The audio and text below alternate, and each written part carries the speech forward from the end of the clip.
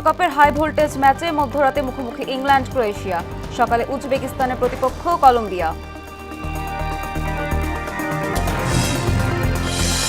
অর্থ পাচারকারীদের কোনো ছাড় নয়, মৌলভীবাজারে হুঁশিয়ারি প্রধানমন্ত্রীর।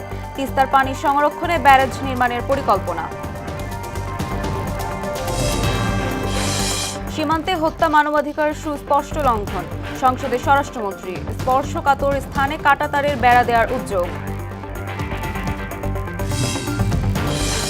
এবং প্রস্তাবিত বাজেটে বাড়েনি পণ্যের দাম, দাবি বাণিজ্য মন্ত্রীর। প্রথমবারের মতো দেশে ফ্রি ট্রেড জোন প্রতিষ্ঠা করতে যাচ্ছে সরকার।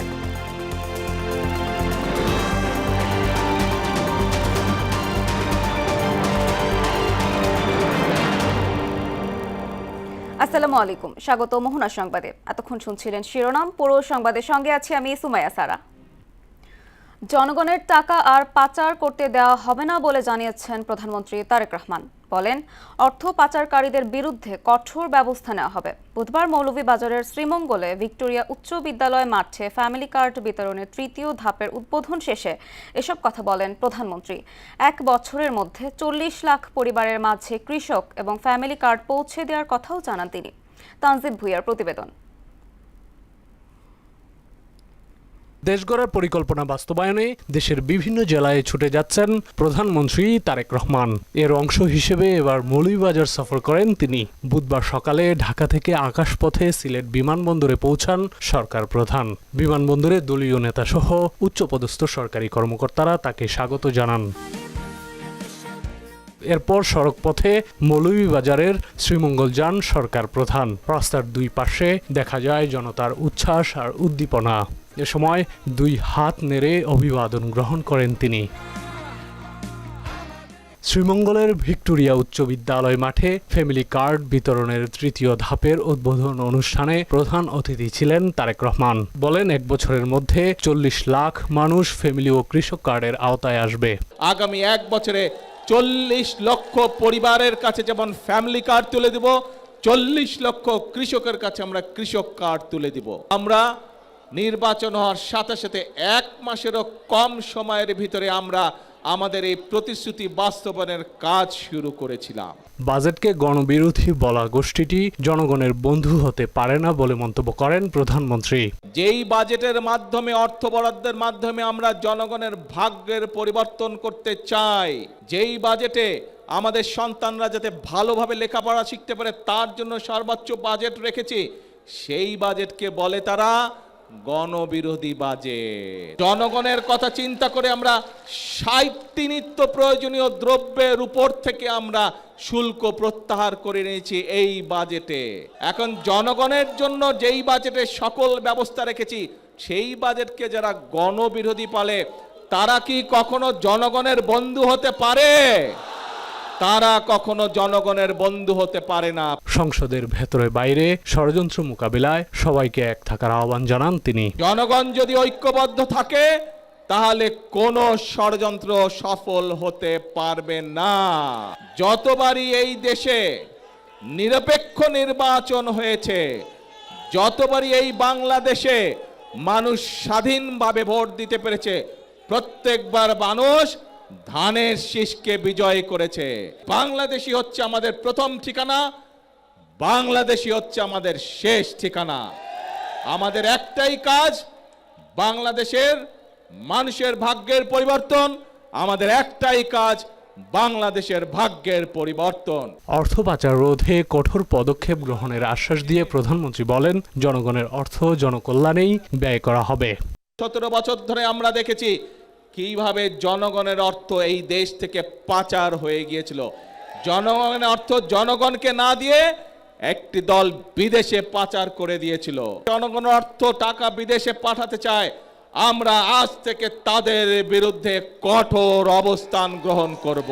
তানজিব ভুঁইয়া, মোহনা সংবাদ, ঢাকা। শুষ্ক মৌসুমে তিস্তা নদীতে পানি সংরক্ষণের জন্য আরও একটি ব্যারেজ নির্মাণের পরিকল্পনা গ্রহণ করেছে সরকার।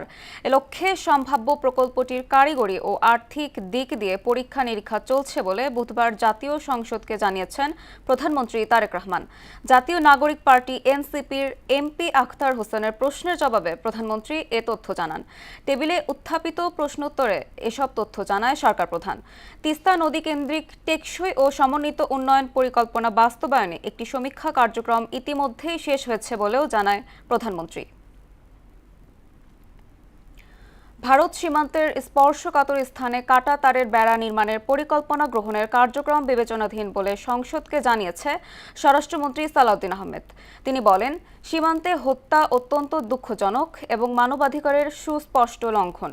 বুধবার সংসদে প্রশ্নোত্তর পর্বে উত্তরে একথা জানান তিনি। মন্ত্রী আরও জানান, 2024 সালের 5 আগস্ট থেকে বিএসএফ এর পুশিন করা 2369 জনের মধ্যে 11 জনকে হস্তান্তর করা হয়েছে, 183 জনকে পুশব্যাক করা হয়েছে, বাকিদের থানায় হস্তান্তর করা হয়েছে। ভারতের পশ্চিমবঙ্গের বিধানসভা নির্বাচনের পর বিএসএফ এর 36টি পুশিন চেষ্টা বিজিবি প্রতিরোধ করেছে। সরকার শিক্ষা ব্যবস্থার উন্নয়নে কোনো ধরনের দুর্বলতা রাখতে চায় না, এমনটাই জানিয়েছেন শিক্ষামন্ত্রী এহসানুল হক মিলন। এজন্য চলতি বাজেটে সর্বোচ্চ গুরুত্ব দেওয়া হয়েছে শিক্ষা খাতকে। বুধবার সকালে জগন্নাথ বিশ্ববিদ্যালয়ে মেধাবী শিক্ষার্থীদের সম্মাননা প্রদান উপলক্ষে আয়োজিত ডিনস অ্যাওয়ার্ড অনুষ্ঠানে এ কথা বলেন তিনি। শিক্ষামন্ত্রী বলেন, আগামীর বাংলাদেশ গঠনে দক্ষ ও মেধাবী মানব সম্পদ তৈরির বিকল্প নেই। বাজেট ঘোষণার পর বাজার পরিস্থিতি স্থিতিশীল আছে বলে মন্তব্য করেছেন বাণিজ্য মন্ত্রী খন্দকার আব্দুল মুক্তাদির। বুধবার দুপুরে সচিবালয়ে চলমান বাজার পরিস্থিতি নিয়ে আয়োজিত সংবাদ সম্মেলনে এ মন্তব্য করেন তিনি। বাজার নিয়ন্ত্রণে হস্তক্ষেপ করার প্রয়োজন হলে মন্ত্রণালয় প্রস্তুত আছে বলেও জানান বাণিজ্য মন্ত্রী। এ সময় খাদ্য প্রতিমন্ত্রী জানান, সরকারের কাছে 17 লাখ চাল ও 3 লাখ টন গম মজুদ রয়েছে। মানভেদে যে কোনো চালেরই মানভেদে একটা রেঞ্জ থাকে, সেই রেঞ্জের মধ্যে 2-3 টাকা 4 টাকা উঠানামা করে। তা আমরা যেটা পেয়েছি সেটা হলো মূল্য স্থিতিশীল আছে, সরবরাহ পরিস্থিতিও স্থিতিশীল আছে। আর নতুন চাল ওঠার কারণে নতুন এবং পুরাতনের মধ্যে একই ক্যাটাগরির, কিন্তু নতুন এবং পুরাতনের মধ্যে একটা পার্থক্য থাকে মূল্যের। এটি স্বাভাবিক। আমরা প্রতিদিনের মূল্য তালিকা যাচাই করি, প্রতিদিনের অনেকগুলি বাজারের। মূল্য পরিস্থিতি আল্লাহ মেহেরবান যথেষ্ট স্থিতিশীল আছে। 2026-27 অর্থ বছরের প্রস্তাবিত জাতীয় বাজেটে নবায়নযোগ্য জ্বালানি খাতকে পর্যাপ্ত গুরুত্ব দেওয়া হয়নি বলে মন্তব্য করেছে বেসরকারি গবেষণা সংস্থা Centre for Policy Dialogue CPD. বৈশ্বিক সংকটে নবায়নযোগ্য জ্বালানি হতে পারে দেশের অর্থনীতির জন্য সবচেয়ে স্বস্তির, এমনটাই মনে করছে সংস্থাটি। এমআর আসাদের রিপোর্ট। জাতীয় সংসদে 2026-27 অর্থ বছরের প্রস্তাবিত বাজেটে জ্বালানি খাতের বিশ্লেষণ বিষয়ে ব্রিফিং করে Centre for Policy Dialogue CPD. পরে মতবিনিময়ে জ্বালানি খাতের বরাদ্দ এবং ভর্তুকি কৃষি, পরিবহন ও অবকাঠামো খাতে কেমন প্রভাব রেখেছে তার উপরও বক্তব্য রাখেন বিশেষজ্ঞরা। দেশের যে টার্গেট 2030 সালের মধ্যে প্রায় 35,000 মেগাওয়াট উৎপাদন করা, এবং এইটার 20% আসবে রিনিউয়েবল এনার্জি থেকে। তো এই রিনিউয়েবল এনার্জি থেকে 20% আসতে হলে প্রচুর গ্রিড টাইপ প্রজেক্ট দরকার এবং ছোট ছোট প্রজেক্ট দরকার। সোলারের ইরিগেশনের জন্য যেটা সাবসিডি দেওয়া হবে, এটাকে আমাদের মূল কৃষি বাজেটের মধ্যে যে সাবসিডি দেওয়া হয় এটার সঙ্গে ইন্টিগ্রেটেড করা দরকার। সংস্থাটির মতে বাজেটে নবায়নযোগ্য জ্বালানির পক্ষে কিছুটা ইতিবাচক উদ্যোগ থাকলেও সামগ্রিক রাজস্ব ও প্রণোদনা কাঠামো এখনও জীবাশ্ম জ্বালানিকেই বেশি সুবিধা দিচ্ছে। ফলে দেশের জ্বালানি রূপান্তরের লক্ষ্য অর্জন এবং পরিবেশ বান্ধব বিদ্যুৎ উৎপাদন সম্প্রসারণের পথে বড় ধরনের চ্যালেঞ্জ রয়ে গেছে। সরকার যখন বলছে যে তারা 2030 সালের মধ্যে 20% আর তারপরে ধাপে ধাপে 30 থেকে 50% নবায়নযোগ্য জ্বালানি করবে, তখন তো আসলে এই ধরনের প্রকল্প অনুমোদিত থাকার কোনো সুযোগ নেই। এইগুলোকে যত তাড়াতাড়ি সম্ভব অনুমোদন দিতে হবে। কারণ এই যে আমি যে 7টা সোলার প্ল্যান্টের কথা বলছি, সেটাই যদি আমার আসে তাহলে আমি 650 মেগাওয়াটের মতো রিনিউয়েবল বিদ্যুৎ পেতে পারি।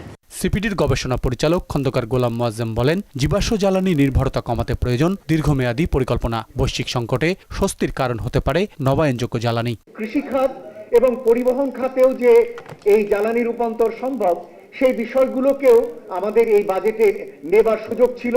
কিছু কিছু নেওয়া হয়েছে, আবার কিছু কিছু অপূর্ণ রয়েছে। নতুন কেন্দ্রের জন্য নো ইলেকট্রিসিটি নো পে চালুর প্রস্তাবও করেন সিপিডির প্রধান গবেষক। নতুন কেন্দ্রগুলোর ক্ষেত্রে নো ইলেকট্রিসিটি নো পে এই কাঠামোতে যাওয়া। MR আসাদ, মোহনা সংবাদ, ঢাকা। সচেতনভাবে দেশের অর্থনীতিতে গতি ফেরাতে প্রথমবারের মতো বাংলাদেশে মুক্ত বাণিজ্য অঞ্চল ঘোষণা করা হচ্ছে বলে জানিয়েছেন মন্ত্রিপরিষদ সচিব ডক্টর নাসিমুল গনি। বুধবার দুপুরে সচিবালয়ে অর্থনৈতিক ক্রয় সংক্রান্ত এক বৈঠক শেষে সাংবাদিকদের একথা জানান তিনি। বলেন, মুক্ত বাণিজ্য অঞ্চলের ফলে করের ঝামেলা থাকবে না। বৈঠকে রাশিয়া থেকে ইউরিয়া সার আমদানির বিষয়ে নীতিগত অনুমোদন দেওয়া হয়েছে বলে জানান মন্ত্রিপরিষদ সচিব। এছাড়া চট্টগ্রামের আনোয়ারায় চীনের জন্য অর্থনৈতিক অঞ্চল করার সিদ্ধান্ত নেওয়া হয়েছে বলেও জানান তিনি। জন্য মুক্ত অঞ্চল করা হচ্ছে দুটো জায়গায়, মুক্ত বাণিজ্য অঞ্চল। এখানে যেখানে যে সমস্ত any trade can come here, বিদেশ থেকে জাহাজ আসে এখানে বিক্রি করতে পারে, ট্যাক্স পড়বে না তাদের কাছে। তো সেটা বিদেশিরা একটা উৎসাহিত হবে, এবং আমরাও এখানে যদি জিনিস বিক্রি করি ট্যাক্স লাগবে না, এই সুবিধাটা। এটা হলো কি ইন্টারন্যাশনালি আপনারা জানেন যে বেশ এরকম অনেকগুলো অঞ্চল আছে এবং অনেকগুলো দেশের মধ্যে এরকম কোঅপারেশন আছে, আমাদের এলাকার মধ্যে আমরা কোনো ট্যাক্স ছাড়া কোনো। চট্টগ্রাম মহানগরের ইপিজেড এলাকায় বহুল আলোচিত শিশু আলিনা ইসলাম আয়াত হত্যা মামলায় আসামি আবির আলীকে মৃত্যুদণ্ড দিয়েছেন আদালত। একই সঙ্গে তাকে 1 লাখ টাকা জরিমানা করা হয়েছে। বুধবার চট্টগ্রামের ষষ্ঠ অতিরিক্ত মহানগর দায়রা জজ মোহাম্মদ আলী আক্কাস এ রায় ঘোষণা করেন। 3.5 বছর আগে খুন হয় শিশু আয়াত, তাকে শ্বাসরোধ করে হত্যা করা হয়। পরে তার খণ্ডিত মরদেহ খাল ও সাগরে ভাসিয়ে দেয় আসামি আবির। এদিকে নগরীর বাকলিয়ায় চাঞ্চল্যকর 4 বছরের শিশু ধর্ষণ মামলায় আসামি মনিরের যাবজ্জীবন নিয়েছে আদালত। চট্টগ্রামের মহানগর শিশু সহিংসতা দমন ট্রাইব্যুনালের বিচারক এই মামলার রায় দেন। এদিকে মাগুরার শিশু আসিয়া ধর্ষণ ও হত্যা মামলার ডেথ রেফারেন্স ও আসামির আপিল শুনানির জন্য বাংলাদেশ সুপ্রিম কোর্টের হাইকোর্ট বিভাগের একটি বিশেষ বেঞ্চ রয়েছে এবং যে কোনো দিন এর শুনানি শুরু হবে বলে জানিয়েছেন আইনমন্ত্রী মোহাম্মদ আসাদুজ্জামান। বুধবার বিকেলে ঝিনাইদহের শৈলকুপা উপজেলার বারোইপাড়া জিকে ক্যানেলে বৃক্ষরোপণ কর্মসূচি উদ্বোধন শেষে সাংবাদিকদের প্রশ্নের জবাবে তিনি একথা বলেন। এ সময় সীমান্ত দিয়ে পুশ ইন সম্পূর্ণ বেআইনি জানিয়ে মন্ত্রী বলেন, এ ধরনের ঘটনায় মানবাধিকার লঙ্ঘন ও সীমান্তে মানবিক সংকট সৃষ্টির কারণে আন্তর্জাতিক মানবাধিকার সংস্থাগুলো গভীরভাবে বিষয়টি পর্যবেক্ষণ করছে। সিআর যে মামলাটা সেটা ইতিমধ্যেই বাংলাদেশ সুপ্রিম কোর্টের হাইকোর্ট বিভাগে যে বিশেষ বেঞ্চ গঠন করা হয়েছে সেই বেঞ্চের শুনানির তালিকায় আছে। যে কোনো দিন শুনানি হবে বলে আমরা আশা করছি। আর রামিসারটাও শুনানির জন্য প্রস্তুত করার জন্য যা যা পদক্ষেপ নেওয়া দরকার আমরা ইতিমধ্যে নিয়েছি। আমাদের জায়গা থেকে আমরা এটাকে পুশিন বলছি এবং এটা আন্তর্জাতিক মানবাধিকার সংস্থা যারা আছে তারা এটাকে টেক আপ করছেন, তারা তাদের মতো করে এটাকে অ্যাড্রেস করছেন। গেল 24 ঘন্টায় হাম সন্দেহে 4 জনের মৃত্যু হয়েছে। স্বাস্থ্য অধিদপ্তরের কন্ট্রোল রুম থেকে পাঠানো সংবাদ বিজ্ঞপ্তিতে এ তথ্য জানানো হয়। এতে বলা হয় 24 ঘন্টায় সন্দেহজনক হাম রোগের সংখ্যা 966 জন এবং নিশ্চিত হাম রোগের সংখ্যা 111 জন। 15 মার্চ থেকে 17 জুন পর্যন্ত সন্দেহজনক হামে মোট 568 শিশুর মৃত্যু হয়েছে। এতে নিশ্চিত হামে 93 জনের মৃত্যু হয়েছে। বিগত ফ্যাসিস্ট সরকারের সময় স্বাস্থ্য খাতে সীমাহীন অনিয়ম, দুর্নীতি আর অর্থ লুটপাটের স্বাস্থ্য সেবা ভেঙে পড়েছিল বলে মন্তব্য করেছেন স্বাস্থ্যমন্ত্রী সরদার মোহাম্মদ সাখাওয়াত হোসেন। বুধবার সকালে কুষ্টিয়া 250 শয্যা বিশিষ্ট জেনারেল হাসপাতাল পরিদর্শন শেষে তিনি একথা বলেন। এ সময় জনগণের কল্যাণের কথা চিন্তা করে নতুন হাসপাতাল স্থাপন, যন্ত্রপাতি ক্রয় ও লোকবল নিয়োগ করে স্বাস্থ্য খাতে গতি আনা হবে বলেও জানান মন্ত্রী।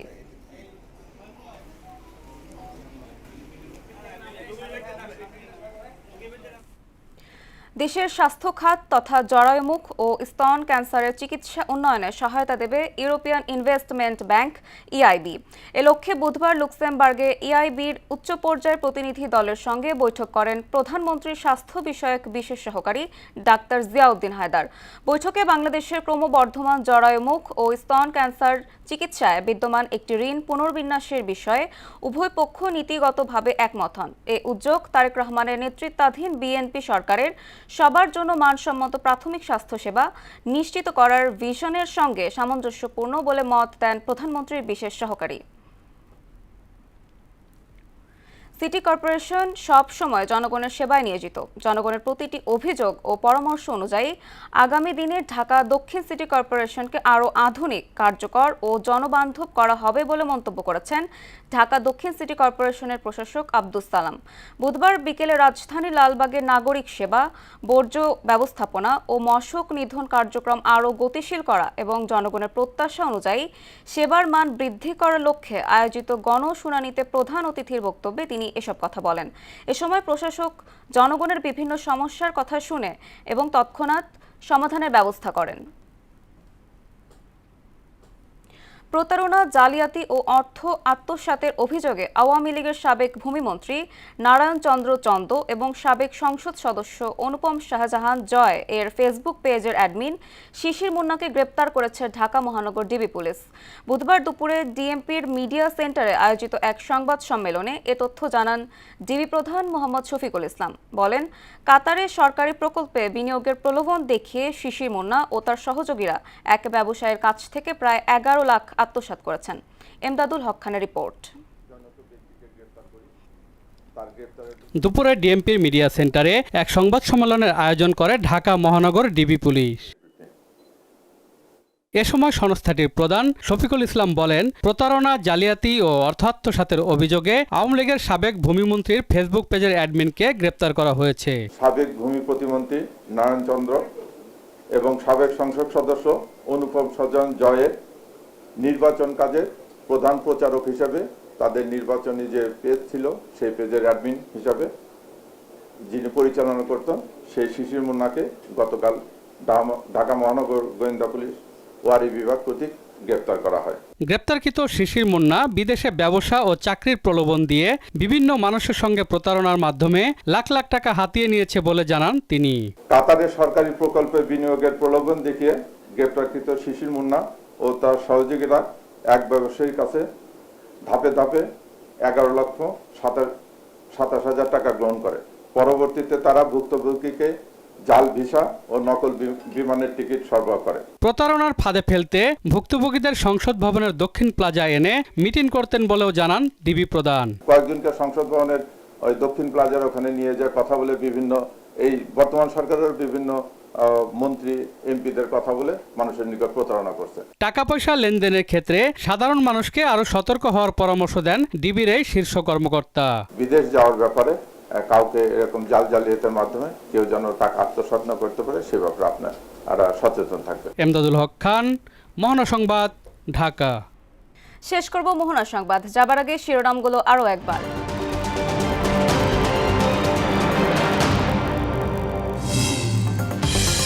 বিশ্বকাপের হাই ভোল্টেজ ম্যাচে মধ্যরাতে মুখোমুখি ইংল্যান্ড ক্রোয়েশিয়া, সকালে উজবেকিস্তানের প্রতিপক্ষ কলম্বিয়া।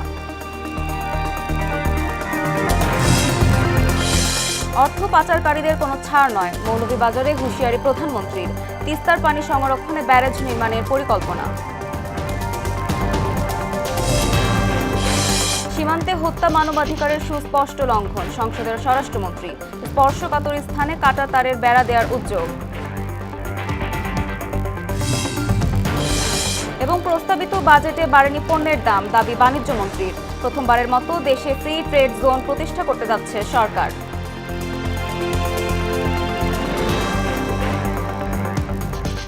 এই ছিল মোহনা সংবাদে। মোহনার সবশেষ খবর জানতে ভিজিট করুন www.mohana.tv। সংবাদ দেখতে পারেন ফেসবুক, ইউটিউবেও। এতক্ষণ সঙ্গে থাকার জন্য ধন্যবাদ সবাইকে।